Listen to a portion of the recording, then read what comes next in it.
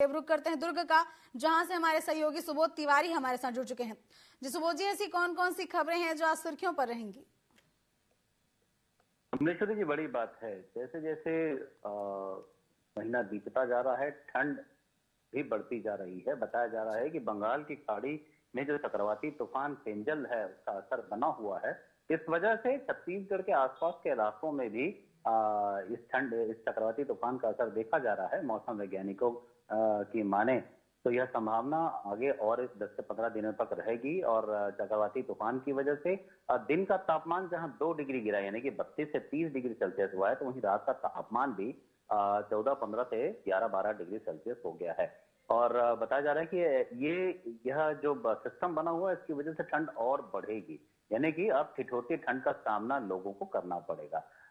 दूसरी बड़ी बात है कि अगर बात करें राहगीरों को आसानी से शुद्ध पानी उपलब्ध कराने को लेकर निगम प्रशासनों के द्वारा वाटर एटीएम लगाए गए थे। एक एटीएम लगाने का खर्चा 8,70,000 यानी कि लगभग 9 लाख रुपए आता है। ऐसे लगभग 18 एटीएम दुर्ग नगर पालिका निगम के द्वारा विभिन्न स्थलों पर लगाए गए थे।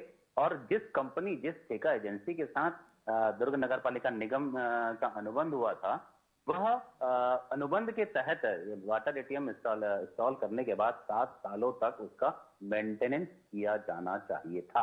पर एजेंसियों के द्वारा मेंटेनेंस नहीं किए जाने के कारण लोगों को, राहगीरों को साफ शुद्ध स्वच्छ पानी नहीं मिल पा रहा है। एक तरफ तो लाखों करोड़ों फूंक दिए गए, उसके बाद ठेका कंपनियां जब मेंटेनेंस नहीं कर रही हैं तो उनका लाइसेंस भी कैंसिल कर देना चाहिए। आने वाले किसी भी ऐसे निविदा में या वाटर एटीएम लगाने के व्यवस्था में इन्हें भाग नहीं लेने देना चाहिए। इस तरह की व्यवस्था शासन को की जानी चाहिए, मगर अब तक जिम्मेदार अधिकारियों ने कोई कदम नहीं उठाया है। एक तरफ लाखों करोड़ों का नुकसान, दूसरी तरफ सुविधा भी नहीं मिल रही है, और तीसरी तरफ ऐसी ठेका एजेंसियों के खिलाफ कार्रवाई भी नहीं की जा रही है। गजब की भर्राशाही है दुर्ग जिले में, छत्तीसगढ़ की दुर्ग जिले में।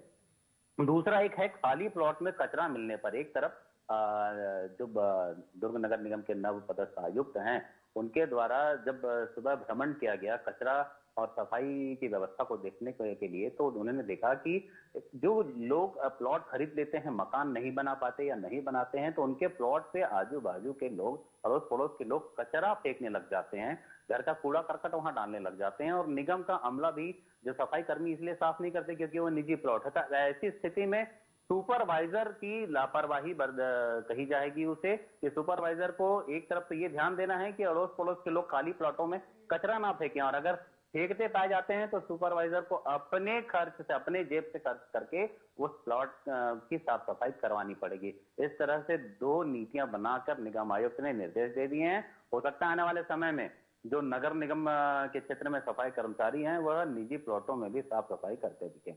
कमलेश्वरी जी, जैसा कि आपने बताया कि जो वाटर एटीएम है उसको लेकर काफी ज्यादा अनियमितताएं हैं, तो क्या जिम्मेदार अधिकारियों की इसकी जानकारी नहीं है या आम जनता ने इसकी शिकायत नहीं की है अब तक?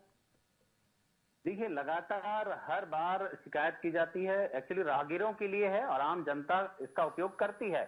और जब शिकायतें होती है तो वे अपने पार्षद यानी कि जनप्रतिनिधि तक जाते हैं, और पार्षदों के मार्फत फिर सामान्य सभा या निगम आयुक्त या महापौर तक यह शिकायतें पहुंचती हैं। बावजूद इसके आज कई महीने हो गए नगर पालिका निगम दुर्ग के क्षेत्र में बने वाटर एटीएमों की बिगड़ी व्यवस्था को, लेकिन अब तक कोई भी माकूल कदम नहीं उठाया गया है। साफ जाहिर है कि जो अधिकारी, जिम्मेदार अधिकारी, केवल ठेका एजेंसी ही नहीं बल्कि अधिकारी भी जिम्मेदार हैं इन वाटर एटीएम की दुर्व्यवस्था को लेकर। जी कमलेश्वर, जो निश्चित तौर पर जो जिम्मेदार अधिकारी हैं वे कहीं न कहीं इस पूरी व्यवस्था के लिए जिम्मेदार हैं। फिलहाल तमाम जानकारियों के लिए आपका धन्यवाद सुबोध।